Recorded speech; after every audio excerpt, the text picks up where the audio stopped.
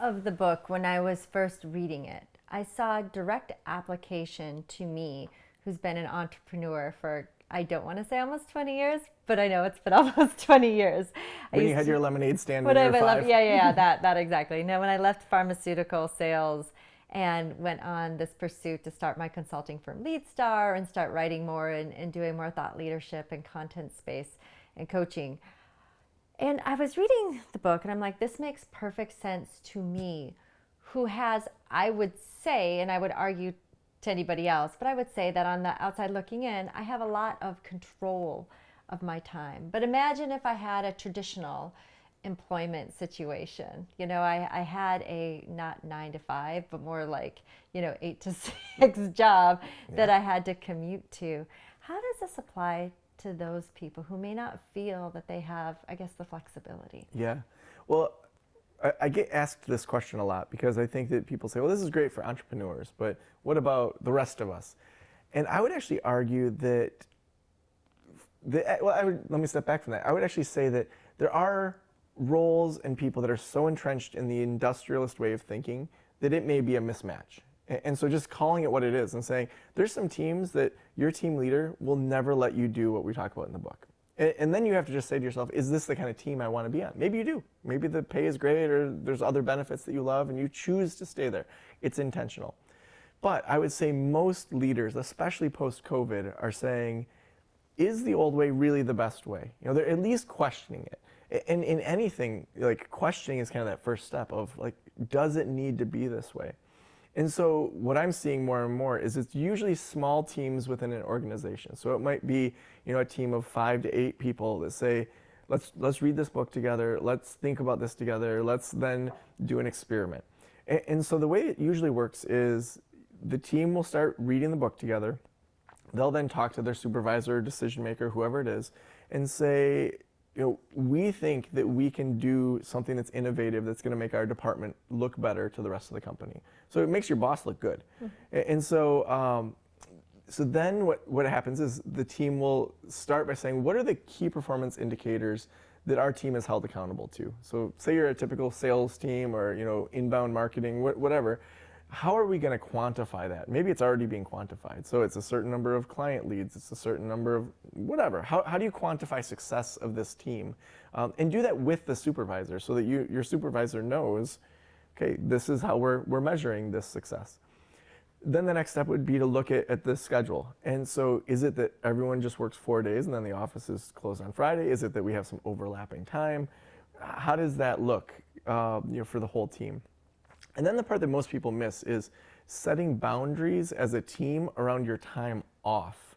Setting boundaries as a team with your time off. So this doesn't mean that you're working from home on Friday and it's just you're not in the office. No, this means you're genuinely stopping work. How does this look in regards to texts and emails after hours? How does this look in regards to what we're going to do on the weekend? And so having that team be able to have a discussion around, okay, what are your plans this weekend? What are you doing to make sure that you're not going to be working? What are you doing to make sure that when your kids go to bed at 9, you're not jumping on email to catch up? Or maybe we say on Wednesday at 9, we're all going to jump on for an hour and do our email. There's some sort of collective accountability around, we're going to slow down and set some clear, hard boundaries around what this looks like so that we can slow down. Because, sorry, go ahead. Oh, no, I was curious. Sorry to interrupt you midstream. But what do you think is harder, setting your boundaries or holding your boundaries? Well, I think, and that's why I think as a team it works. Yeah. I think that, anybody can set a boundary. You got to hold a boundary. But what's tough is you have one person from that team that they start, emailing, at 9 o'clock every night. And then the rest of the team feels like, oh shoot, like I guess we're not doing this thing. And then it just slowly creeps back in and then we're back to our old habits. Mm-hmm. And so that's why as a team to be able to say, okay, what are we gonna do? Are we gonna email on the weekend? Are we not gonna email on the weekend? Are there things that are so important we need to have someone have eyes and ears on this? And so for example, if my attorney or accountant emails me anything that's really bad, my assistant can text me on the weekend and say, if she's in there, she can say, hey, your attorney just texted you or sent you an email, you really should jump in there. Like, I want to know that. But then so that would be a soft boundary. But a hard boundary would be, I'm never going to take on a consulting client that wants to work with me on a Friday. Like, I'm just not going to do it. I wrote a book about taking Fridays off. I'm not going to do consulting on a Friday. So that team then sets those boundaries, and then on Monday or whatever the first day of the week is, they come together, they talk about how the boundaries have gone for the week before, and then look forward as to the KPIs that they've already set.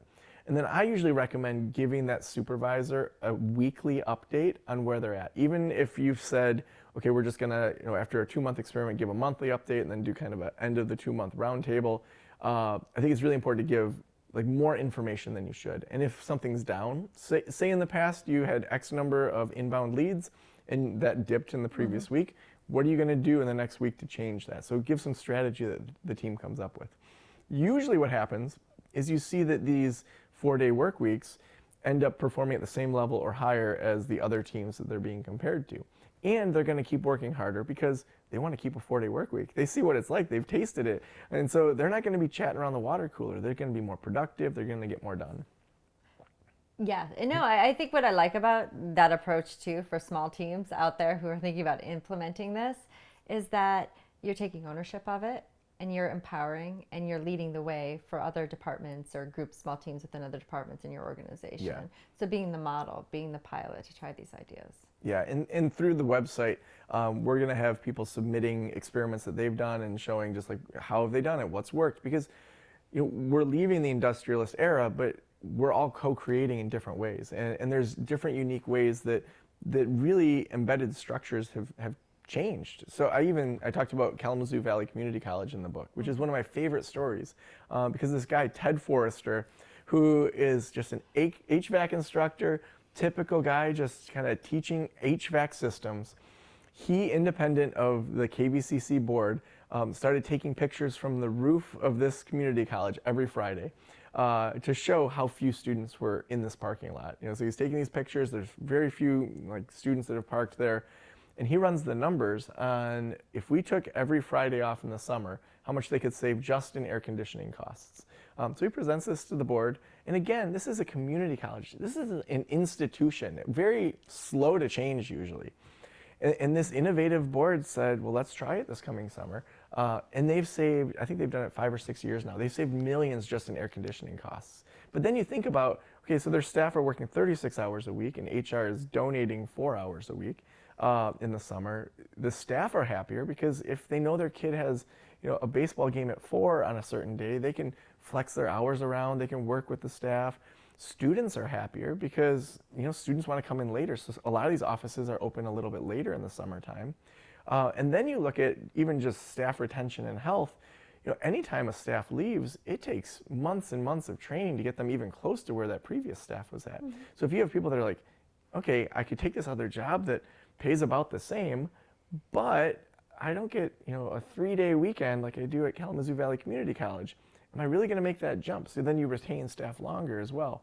So I feel like if there are companies that can do it, or nonprofits, or community colleges, not that it's going to fit everyone, but I do think that there's room for questioning and experimentation. Well, it'll definitely be interesting to see what happens, because I think employees have made it very clear what their preferences are with work. And we've entrusted them with a tremendous amount of responsibility as it goes to work and in this hybrid world. And you see people pushing us to get back at the desk. And it's a small percentage of people, but man, they're loud. They are loud. They are. They are loud, and many of them are powerful. And so you think about these new ways of working and new ways of embracing what work is as being a business's competitive advantage. Oh, yeah, absolutely. And I think that it was Tony Robbins who often will ask his staff, what's the one thing that would make you want to stay here? So it could be, I always want to have, from Christmas to like mid-July off, or that I need to have over-the-top healthcare. And he would do his best, as he was building his companies, to have his top people be able to have their kind of wish list thing. And oftentimes, that innovative thinking, we don't realize how much that means to an individual staff, to have that flexibility around a particular thing that means something to them.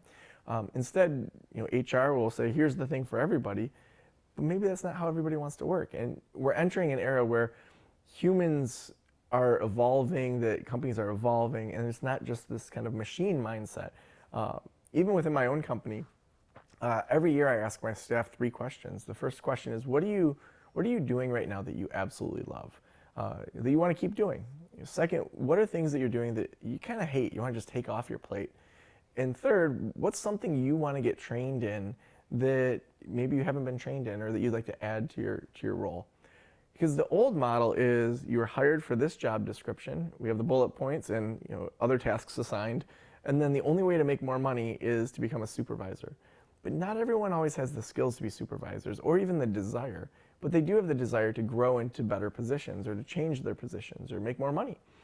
And so by doing these 3 questions, it's been amazing. I have this one team member that's been with me since the very beginning named Sam. Found her on Upwork. She was just doing kind of the side kind of images for, she did these like quote cards for Twitter and for Instagram. And she was amazing. She ended up moving full-time with the team, doing kind of visual design things. She was doing a lot of the show notes for my podcast. And one year I said to her, like, what do you hate doing? And she said, the show notes are just so tedious. I have to listen to it and take notes. I'm a creative person. I want to do that. So we hired, actually, it was another lady named Sam who lived in her same building in Cape Town, who was amazing at show notes and loved show notes. So she got hired to do show notes. And then Sam C., she then keeps kind of growing within it. We put her through video editing training and all sorts of other things that she wanted to grow. So now she's our chief marketing officer and oversees a whole team, but it's how she wants her role to look. I think that evolutionary nature of roles is where we're going to see successful companies continue to move into, instead of just having that kind of industrialist approach of you were hired to be this part of the machine, you can stay there or you can be a bigger part of the machine, versus who I am now compared to 5 years ago. I think completely differently about so many different things. And if I was at a traditional employer that said to me, Joe, I want to see you continue to grow within this position, and if you move into something else, we support that, I would stay at a position like that more than if I was in a traditional kind of position. Grinding it out, right? Yeah. I sometimes feel employees forget that employment is a relationship. It's a relationship between you and your employer. And for it to work, you both have to bring your best foot forward. Like, you've got to give them, right, great labor. That sounds weird to say it that way. And then they have to give you a great experience. And if one of those things off, it sucks. And so knowing that you can change and knowing that you have the power to influence that change is inspiring. So know that you don't have to be stuck. Yeah. Like, there's other ways to go about doing it. And one day it can be as simple as waking up. I don't want to do it this way anymore. I'm sick of it. Yeah. I remember when I was at the community college, I had this side gig counseling practice that I had, I think, 4 people I had already hired to do counseling there. And I still had my full-time job. And I had just upgraded offices to this corner office view of the bay. I think we had 4 offices there. And I was walking, I did a lunchtime appointment, and because I'd often do them right before work, at lunch or after work. And I was going back to my basement office at the college that had no windows, and I had left this corner office view of the bay. And I just had this realization that, I'm making more money on this side gig than I am at my full-time job. And that idea of we can build things on the side and see how it goes. And initially it was just to pay off student loan debt. And then I hired, an extra person and kind of built those systems to make it automated outside of myself. And so I had a team over there that was this side gig. I was working 5 to 10 hours a week, eventually then replaced my full-time income. And I think that not everyone needs to leave their full-time jobs to be happy. That's definitely not the message. But we do need to question, like, what are we doing within this job? Is this the direction I want to go? Even in our personal lives, what are we doing in our personal lives to bring more fulfillment for ourselves and more kind of peace and happiness to the world in a way that just allows us to determine what we want to get out of life, instead of always just working for somebody else and having someone else dictate our time to us?